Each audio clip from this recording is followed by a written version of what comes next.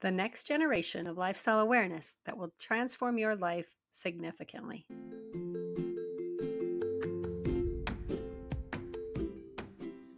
Hi, welcome to Living Wow Out Loud. I'm your host, Callie Ray, founder of the Living Wow Center and author of the book, 8 Lessons Lupus Taught Me from Surviving to Thriving with Autoimmune Diseases. Living Wow is a lifestyle of choice and intention that was born from the truth that, number one, your body is designed to heal if you give it the environment to do so.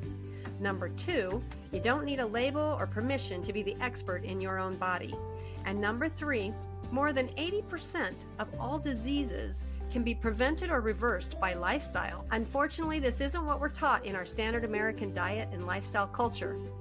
This podcast is a voice of hope and community where you will learn how to live a life of thriving that honors and embraces those three truths. Though you are an individual, you are not alone, and you can thrive living wow too.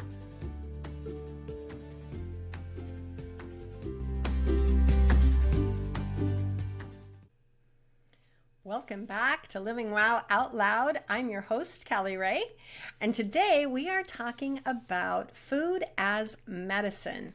This is probably my favorite topic because it was the catalyst for change in my personal transformation journey. It took me out of the negative health cycle and put me in the positive health cycle without even really realizing it. It was just so powerful. Today, I want to introduce you to what my husband calls God's pharmacy and really teach you how to recognize food as medicine and to think of food a little bit differently, think of medicine a little bit differently, and as a result, empower you to be the expert in your body. Without any further ado, we will jump into how we go about this process. We'll start with thinking about food differently. Now, in the SAD culture, standard American diet and lifestyle, we definitely think about food as calories in, calories out. That is just very deeply ingrained in our culture. That is not how we view food in using food as medicine, as using food as fuel. We're looking deeper. We're looking more broadly. It's not just calories, but it's what is the nutrition of this food? What is the nutritional profile of this food? And we probably are very used to flipping over the package and reading the nutrition facts. And the calories are in a big number. Then you've got some of the other like fats and sugars and the things that carbs, that's another one that is very commonly referenced on the nutrition label.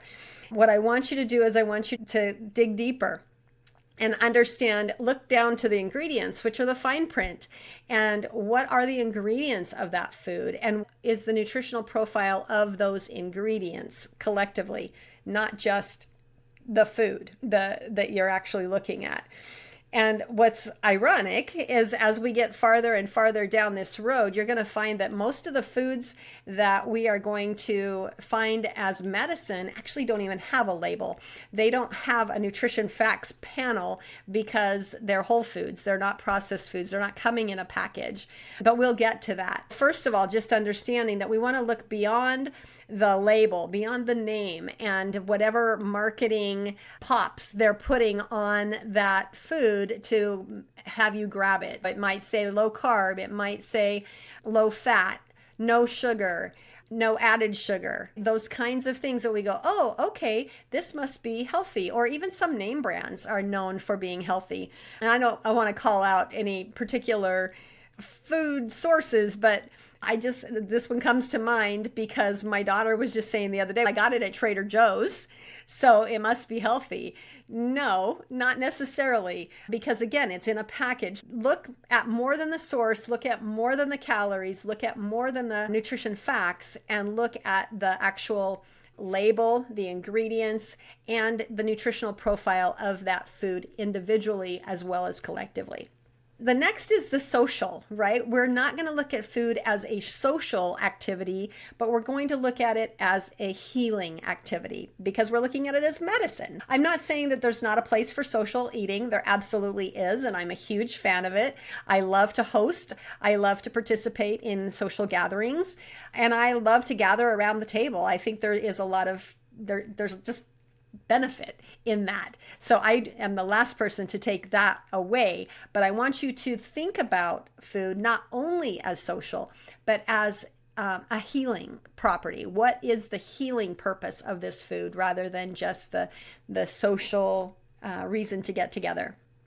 I also want you to think about food not as an emotional food, but as a nourishing food. And ironically, if we are nourishing ourselves, we are going to be emotionally feeding our bodies. But again, in that sad perspective, that standard American culture, we eat for emotion. And whether that's boredom, whether that is stress, whether that is comfort, there's all these reasons that we eat.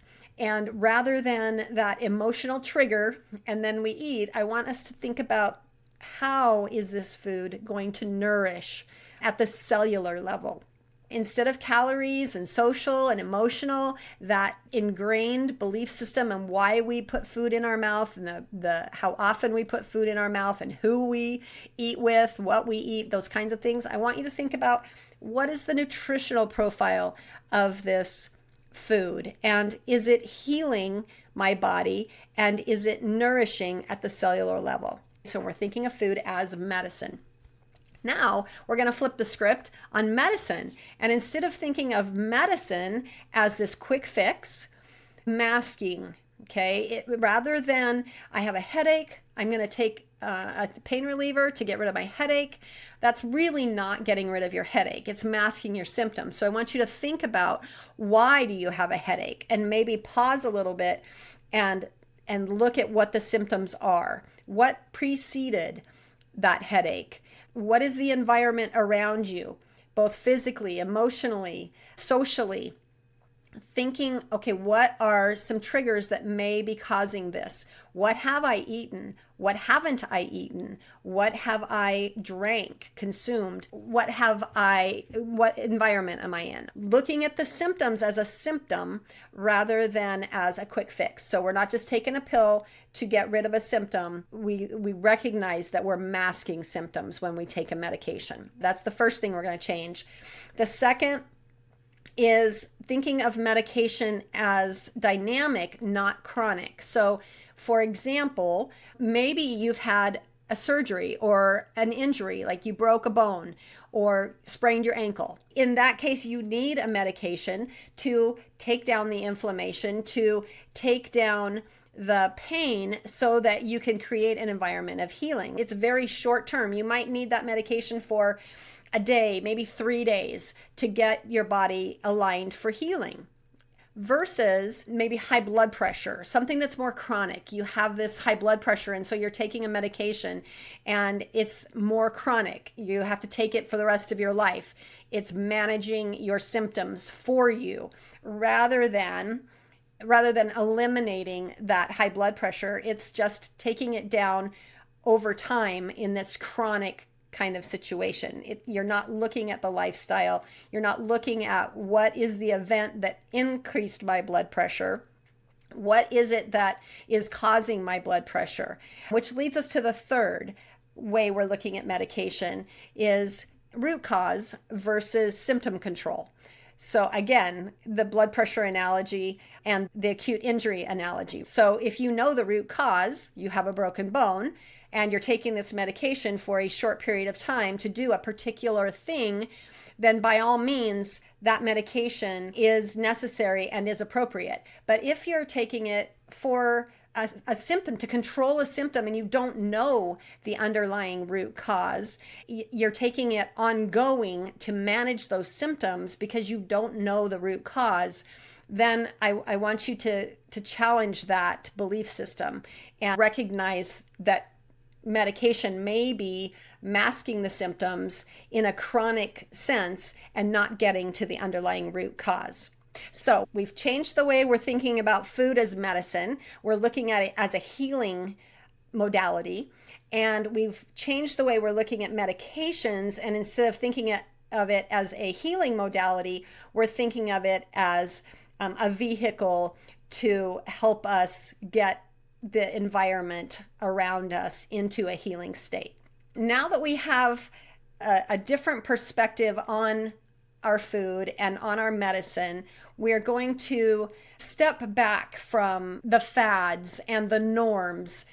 I'm taking blood pressure medication because my doctor told me to, and everybody that's over 40 is on blood pressure medicine. So challenging that narrative and stepping away from it. Or I eat keto because I lost a lot of weight on it and I feel good. And then you rickshaw back and go into a carb coma because you're starving your body and it wants those carbohydrates. And the long-term keto, also not necessarily a healthy diet. You're challenging those norms and those narratives and going, what feels right for my body? That's the whole purpose of using food as medicine and learning how to listen to your body to know which foods are medicine for your body and which are not. So I've broken it down. I simplified it into 3 steps that I feel like if you can do these 3 steps, you're going to be able to use food as medicine for your body and your conditions. It's going to increase that ability to thrive just because you're getting to the root cause and nourishing your body and understand what you need to be able to heal your conditions in your body. Actually, before we get into the 3 steps, I do want to ask that you allow time, because food is not a quick fix. It can absolutely, you can notice the change within 24 to 48 hours for sure. And within a week, you can actually start to change your microbiome and your digestion. Your cells replace themselves over time, and some of them very quickly, like your skin cells, your blood cells, your tissue, especially your mucous membrane, super quick recovery. Some take longer, like your nerve cells, like your bone cells. They take longer to regenerate, but they all regenerate. So I'm going to ask that you allow about 30 days for this process to take place. If you can commit to a 30-day elimination diet, but it's not going to take 30 days for the elimination diet, but it's going to take 30 days for you to come up with the data you need in your own body to make a wise choice for your nutritional healing, to be able to understand what's going into your body, how it's affecting your body, and to have enough time to know the effects of that. And still, I'm going to argue that 30 days is still nothing compared to medication. If you think about the time, the research for medication, sometimes the effects of the damage. I know I used to take Tylenol like candy because it was the only thing that really took the edge off of my chronic pain. And now, many years later, we understand the impact on our organs when we take those pain relievers chronically. Sometimes 30 days of Tylenol doesn't seem like a big deal, but when you look at it over time and you look at the long-term effects, it can be very damaging. Food, by and large, has no negative side effects. So it's not something that you have to worry about harming you or side effects. You won't have an adverse reaction to an elimination diet. Now, you may have a negative response, and I'll tell you in my own personal experience, when I did my very first elimination diet, one of the things that I cut out was gluten. And when I replaced gluten, anytime you take out something, you're going to replace it with something else. That's human nature. So when I took out gluten, I replaced it with corn and soy, because those are the grains that you fill in the gap. And for a lot of people, that's a really good replacement. For me, my symptoms actually got worse. And I thought, whoa, wait a second. I went off of gluten because it was supposed to be so inflammatory and so hard for the digestive tract. I'm trying to heal my gut and balance my hormones. And in fact, I felt worse. I had horrible brain fog. I had fatigue. I had worse digestion issues. And what I realized after digging a little bit deeper and taking a little more time was that it wasn't just the corn and the soy, because I could tolerate some corn and I could tolerate some soy. So when I narrowed it down and dug a little deeper, I realized that the common factor was the GMO corn and the GMO soy, which is very common in our sad environment on the grocery store shelves. It's very common. Most corn and soy in the United States is GMO. And so when I stepped away from that and I went with clean soy, non-GMO, when I went with corn that was non-GMO, like I could tolerate blue corn, but I couldn't tolerate yellow corn, and white corn was in the middle. So now I eat corn and soy both pretty freely, but it's always the non-GMO. That's an example of, yes, you can feel worse when you're doing an elimination diet, and it's not all that uncommon to feel worse because your body, again, it's like cleaning house. Anytime you are trying to clean something, you're going to make a big mess before it gets better. That's just the nature of it. This weekend, we've been working on our garage and bringing stuff out of storage. And so you cannot even park in there. Everything is just a complete and total mess until we're able to get the shelving in place, the organization, get rid of the things that we no longer need or that are duplicates, and organize what's left. And that's what an elimination diet is. At the cellular level, we're going to make a big mess before it gets better. So I ask that you commit to a 30-day timeline to really be able to give it the time and the analysis that it needs to use food as medicine. Think of it as your trip to the doctor, doing your labs, doing your urine sample and your blood work, all of those things to give you the data that you need. It's the same in that you're not the doctor and you're not doing labs. I don't want you to get that impression at all, but you are analyzing what you're putting in your body, how it feels in your body, what are the results with either healing you or not healing you. Once you have that 30-day commitment, you've got it penciled out, this is what you're going to do. You're going to start an elimination diet. And what I mean by elimination diet is you're going to just take out all of the things that are known to be the culprits for breaking down your health, especially at the cellular level. Things like processed foods, number one, they're out the door. No processed foods during your elimination diet. You're also going to cut out any added sugar, especially refined sugars, no added sugars. Alcohol, caffeine. Those are probably the 4 most known and widely accepted toxins in our diets. Okay, so if you can take those 4 things out, it's going to tell you a lot. Then we're going to dive a little bit deeper. We've eliminated the known toxins. Now we're going to eliminate the sometimes toxins. Those are things like gluten, dairy, processed meats, or inflammatory meats, which tend to be red meat, pork, all meat. Maybe you cut out poultry, you go completely plant-based. It depends on where you're at. It depends on what you're trying to find out. First, you're going to eliminate the known toxins, those first 4, processed food, sugars, added sugars, okay? We're not talking about natural sugars, things like fruit, honey, maple syrup. Those are natural sugars that have health benefit, not refined sugars that you're adding in. Alcohol, caffeine. Those are known toxins in our body. Eliminate those for sure. Now, depending on what it is you're wanting to eliminate, you're going to also eliminate gluten, dairy, inflammatory meats, maybe all meats. It's going to depend on you. And then finally, if you have any known sensitivities or known allergies, of course you're going to eliminate those. Make sure that you just really ratchet down on those. So if you have food allergies, if you have food sensitivities, you know already that when you eat a food, it gives you an upset stomach. Take that out.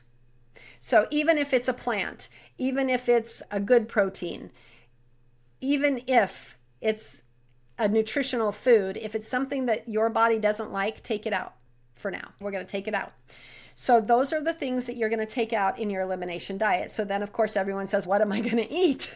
You're going to eat very clean, whole food, not processed. So you're going to be eating lots of fresh fruit and produce, lots of potentially legumes, root vegetables, possibly fish, possibly poultry, depending again on how much you've eliminated. Again, if this is only for a short period of time. This is not what am I going to eat for the rest of my life. So calm down right now.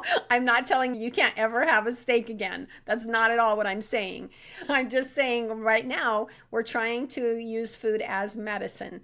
And we've already talked about the fact that medicine is a short-term, not a long-term solution. So we're just going to take this 30-day period. And in that 30-day period, we're going to take a minimum of 10 days, preferably 2 weeks, so 10 to 14 days.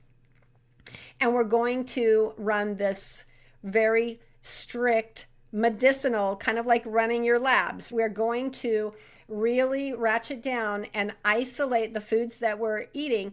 And while we're doing that, we're journaling. So I want you to write down what you are eating. Have your list of no, I'm not eating this, and be very strict about that. And then within that, you are going to journal what you are eating, how much of it, when, what type. Is it a protein bowl that has some rice and chicken and leafy greens and legumes, maybe some lentils or some black beans or something like that? You're going to have that and write down how much of it and what was in it.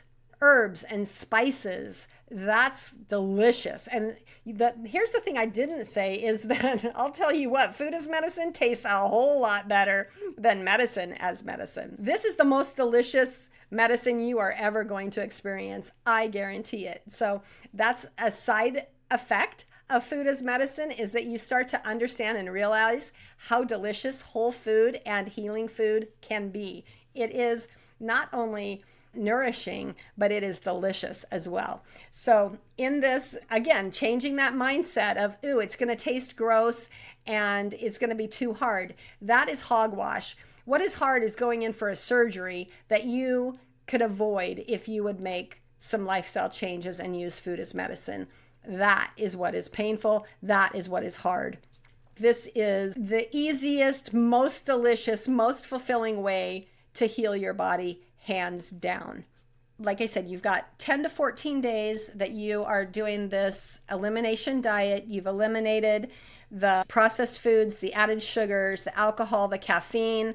You've also eliminated the gluten, the dairy, and any known allergies or sensitivities that you have, possibly inflammatory meats or all meats, depending on what it is you're trying to accomplish. The other thing that you're going to do during this time is you're going to drink a lot of water. I'm going to encourage you probably to double your fluid intake. Not all fluids are created equal. So coffee and alcohol are out. They don't count as water or fluids because part of the reason that they're out is because they are diuretics. So they dehydrate the body, and we are trying to increase our fluids so that we can offload the toxins. We're trying to eliminate and use this food as medicine. So we want to clean house, and you can't clean house if you're just getting all of the toxins, but you don't have a way to move it out. So you need to be able to sweat. You need to be able to urinate. You need to be able to have your bowel movements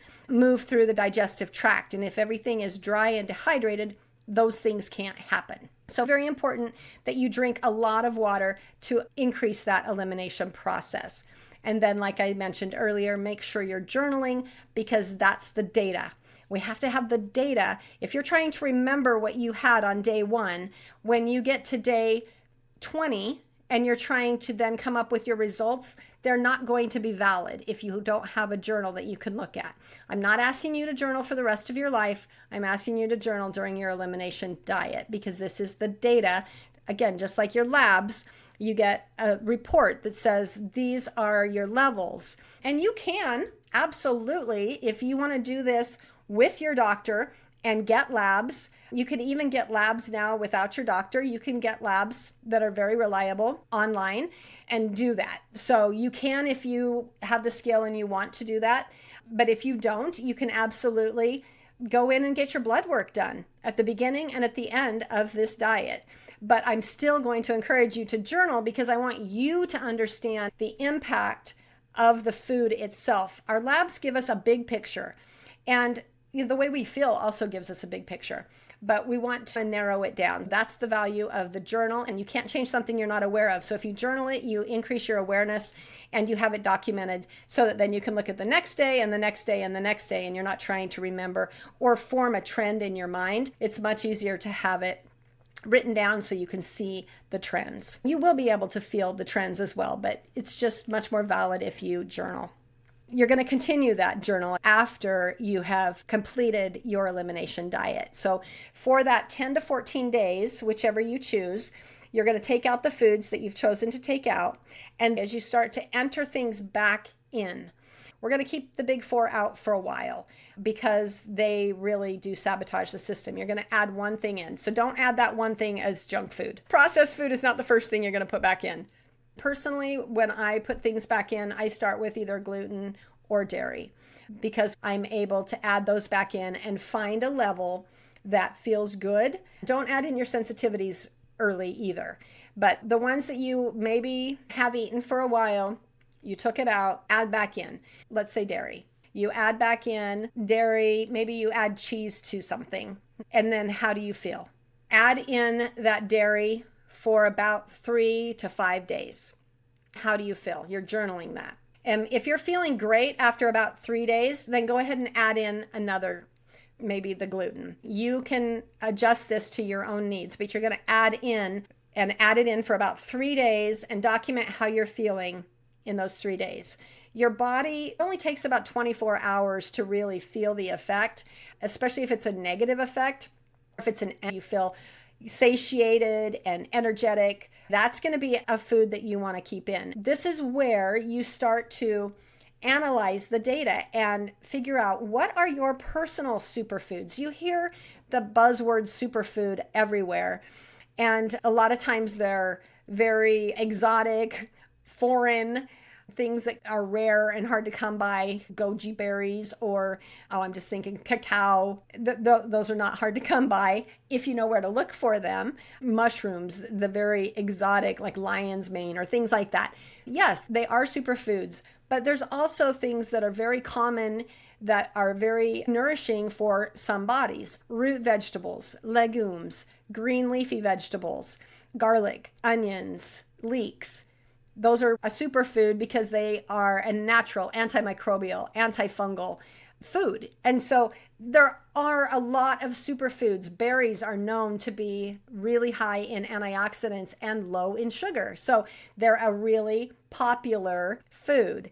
And for you, it may be a superfood. Right now, I'm on a blackberry kick. I love blackberries, and they're so dark, and they're in season. And the ones that I've been getting are giant, delicious, dark.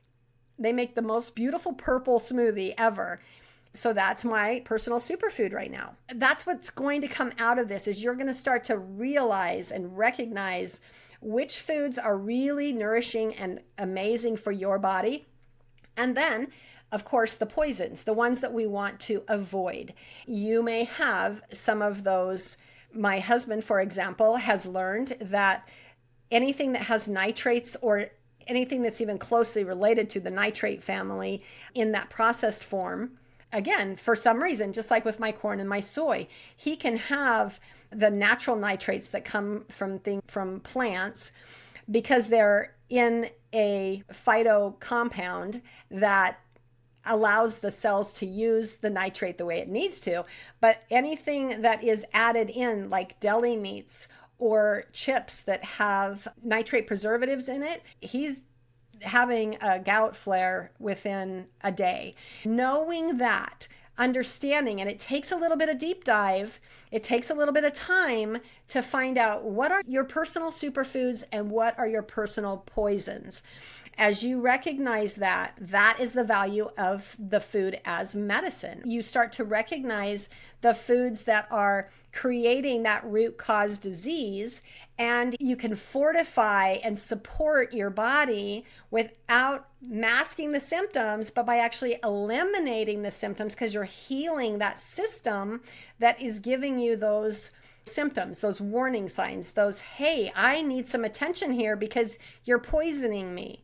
This poison is causing me to not be able to thrive optimally at the cellular level. So as you start to get that balance, that comes from the last 2 weeks of that 30 days. So the first 10 to 14 days, you're actually changing the way you eat. You've taken out all of those potential toxins and contributing factors in the diet. This is just strictly food. We're not dealing with the other systems of the body right now. We're just dealing with the food because we're using the food as medicine.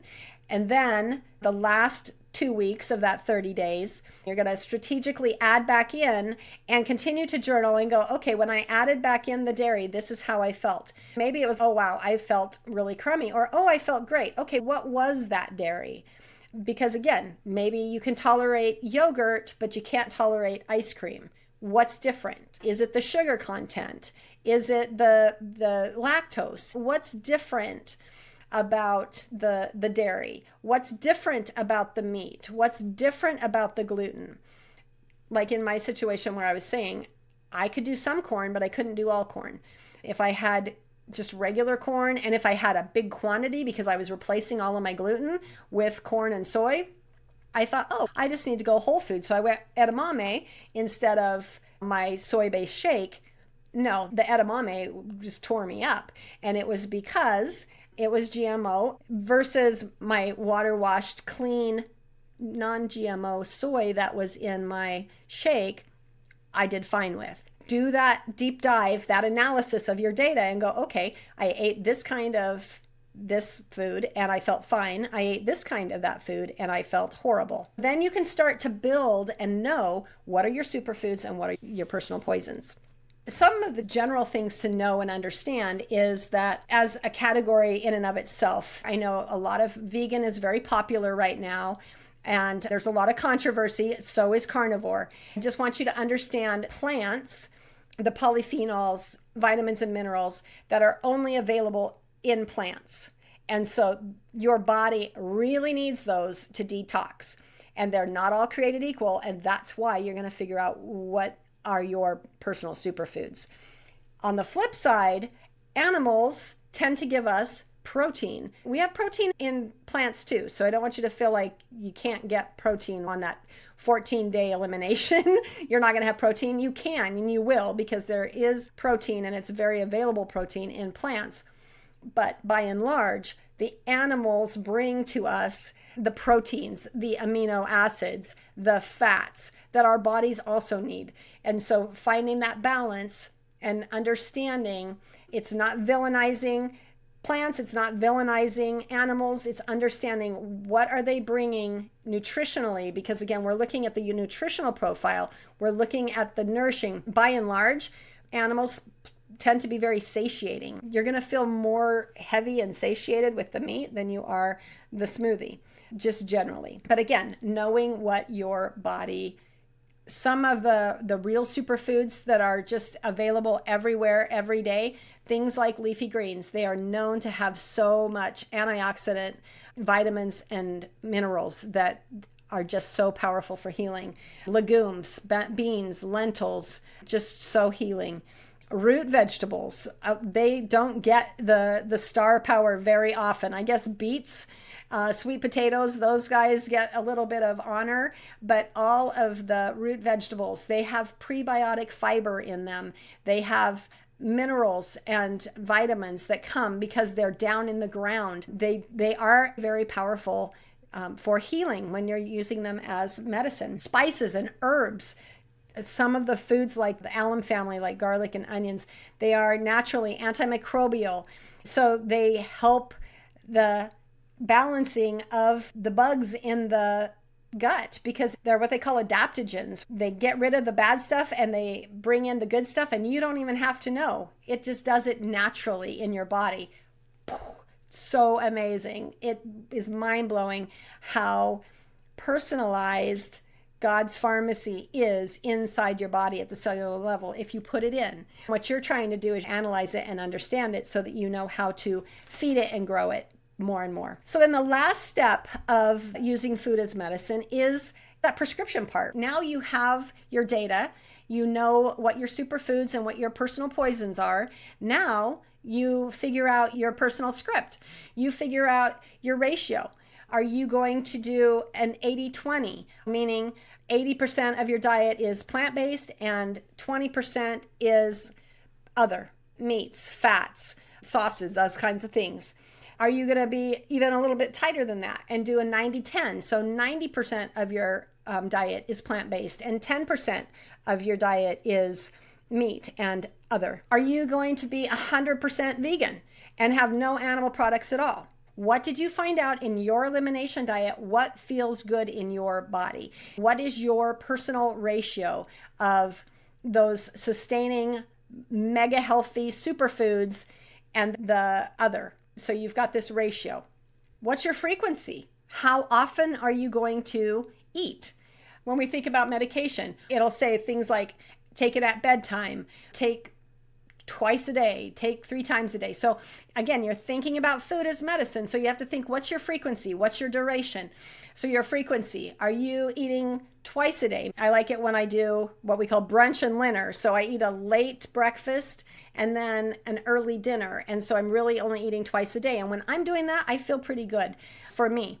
Then there's the traditional 3 times a day, morning, afternoon, and evening. And what times? When are you eating? What's your window? Are you having digestion? You need to take it smaller amounts more frequently. So you're doing 5 times a day and you're just not eating as much and eating more often so that you can keep your system on. Maybe you've got blood sugar issues and you're trying to keep things steady.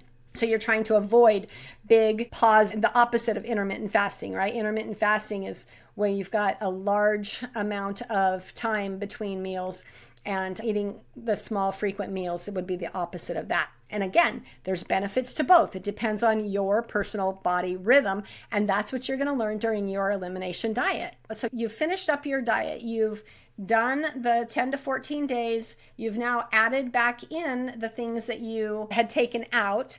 And you've documented, journaled how you feel, what it looks like. Now you've come up with your own personal script. What's your ratio that you want to consume? What are your superfoods? What are your personal poisons? A note here, you don't ever put the personal poisons back in. I can tell you every time I put processed foods back in my diet, maybe it is a social meal and I'll eat something that I don't normally eat. I'm at the point now, I've been doing it long enough that I usually can get by and not have any kinds of symptoms. But if I do it for either a large amount or maybe we're talking about the holidays. So I might eat more processed sugar over the holidays than I normally do. My body will tell me. And I will remember that's a personal poison for you. Alcohol's another one. My body does not do alcohol. If I have even one drink, I feel like trash. So it's just not worth it to me. It is my personal poison. So I just don't drink alcohol at all, ever. So that's personal to you, understanding how it lands in your body and what it does in your body. You're going to come up with your own ratio of superfoods versus other, your frequency, how often you're going to eat, how much you're going to eat, and the duration. How long are you going to use the food as medicine? This is not your diet for the rest of your life because, again, your body changes, your environment changes, your needs change. And so you may need to do an elimination diet periodically. I do it probably annually for sure. Usually in the spring, I will do a full elimination diet because I'm trying to cleanse and get rid of all of the indulgence of the holiday seasons when I do tend to intake more of those personal poisons and just reset and figure out where I'm at. That's where I am doing it for 30 days and that's all I need. Or maybe I'm doing a cleanse. I'm doing it like for 3 days and I'm going really hardcore on that elimination and I'm only juicing.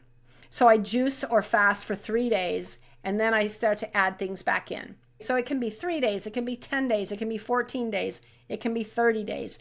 The elimination diet, once you understand how to use it and how to document it and how to adjust your personal prescription, then you really have become the expert in your body and you really can learn to understand and adjust it. Just like when you go into the doctor and they say, you have this problem and here's your prescription. And then they might have you come back in, they might run labs again, and they might adjust it. It's not like you go to the doctor one time, you get one prescription, and that's it for the rest of your life. So again, remember, we're using food as medicine. So it's going to be dynamic. If you start feeling symptoms, it's time to re-implement an elimination diet. Or it's time to implement food as medicine and adjust and see maybe some things that you were tolerating before, you're not now. Generally what happens, and this is really cool, this is the benefit of doing food as medicine. There are no adverse side effects. Your body is only going to thank you because these are all natural foods that we are intended to consume. All of these foods are given to us by God, by our Creator, to consume to heal our bodies.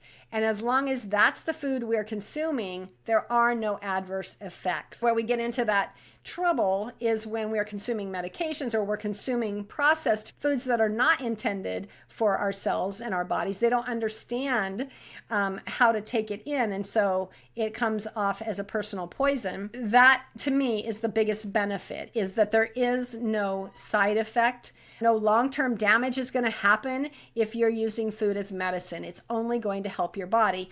And it's also one of the most tangible ways to quickly learn and listen to your body and understand what it's saying. As you do this, you become very tuned into those symptoms. And instead of masking them, you are interpreting them and you're understanding. You're like, oh, okay, I need to increase my antioxidants. I need to increase my alums, my garlic, and those kinds of foods. You look at the foods that are supporting that part of your body. So understanding it's just the best way to respect your body and to listen to it rather than just ignore it. And that's what happens when we're just taking chronic medications for symptoms that are an annoyance to us or that scare us, and we don't know why we're taking them, for how long we're taking them, and what it's getting at. And the bottom line is that food addresses the root cause. And when we address the root cause of our symptoms, then we're healing. And when we're healing, we're thriving. Understand that food is medicine. And if we use it that way, we understand how to put it into our bodies, analyze how it is affecting our bodies, and then come up with our personal script of what works best, you will be living wow. You will be thriving and understanding that root cause and healing. That to me is what it's all about. I can't wait for you to get into that positive cycle of healthy living and nutrition and just understanding how good it feels to feel good. Just one of the systems of living wow, but it is so foundational, so important, and so powerful. So until next time, shine on.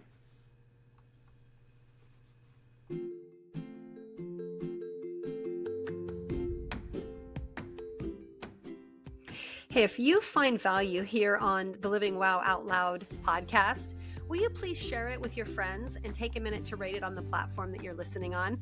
That's how we live wow out loud. You know that more people need hope and they need the messages shared. And that's how we get recognized among all the noise. This is where you find your voice. Will you please share and subscribe and rate so that we can grow?